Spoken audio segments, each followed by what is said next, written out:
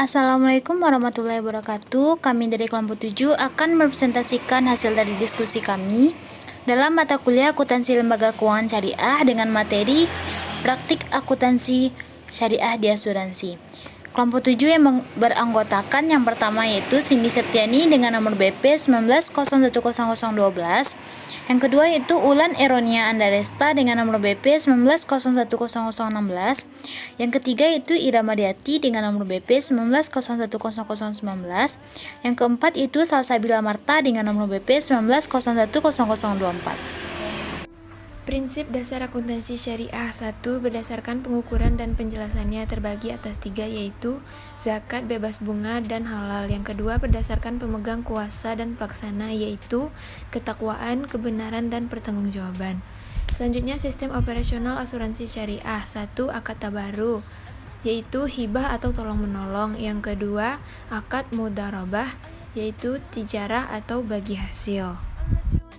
Transaksi asuransi syariah berdasarkan surat Dewan Pengurus Nasional, maka seluruh produk akuntansi syariah yang sebelumnya dikeluarkan oleh DSAK IAI dialihkan kewenangannya kepada Dewan Standar Akuntansi Syariah IAI.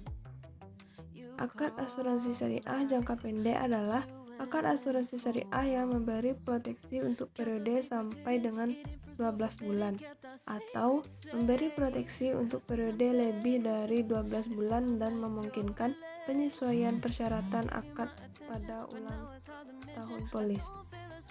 Akad asuransi syariah jangka panjang adalah akad asuransi syariah selain akad asuransi syariah jangka pendek. Laporan keuangan asuransi syariah terdapat 7 laporan. Yang pertama laporan posisi keuangan, yang kedua laporan laba rugi dan penghasilan komprehensif lain, yang ketiga laporan perubahan ekuitas, yang keempat laporan arus kas, yang kelima laporan surplus defisit dana tabaru, yang keenam laporan sumber dan penyaluran dana zakat, yang ketujuh laporan dan sumber penggunaan dana kebajikan, dan yang kedelapan adalah catatan atas laporan keuangan. Dalam hal pengakuan awal, kontribusi peserta diakui sebagai pendapatan dari dana tabaruj dengan ketentuan sebagai berikut. Yang pertama yaitu untuk akad asuransi syariah jangka pendek. Kontribusi peserta diakui sebagai pendapatan dari dana tabaruj sesuai periode akad asuransi. Yang kedua yaitu untuk akad asuransi syariah jangka panjang. Kontribusi peserta diakui sebagai pendapatan dari dana tabaruj pada saat jatuh tempo pembayaran dari peserta. Penyisian teknis diukur sebagai berikut. Yang pertama, kontribusi yang belum menjadi hak dihitung secara individual dari setiap pertanggungan, dan besarnya penyisian ditetapkan secara proporsional dengan jumlah proteksi yang diberikan.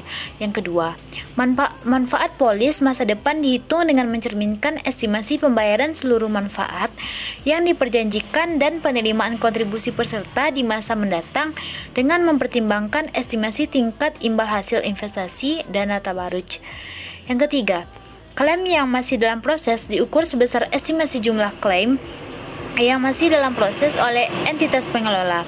Jumlah perkiraan tersebut harus mencukupi untuk mampu memenuhi klaim yang terjadi dan dilaporkan sampai dengan akhir periode pelaporan. Yang keempat, klaim yang terjadi tetapi belum dilaporkan diukur sebagai estimasi jumlah klaim yang akan dibayarkan pada tanggal pelaporan berdasarkan pada pengalaman masa lalu yang terkait dengan klaim paling kini yang dilaporkan. Yang terakhir yaitu perhitungan penyisian teknis tersebut memasukkan bagian real asuransi atas klaim.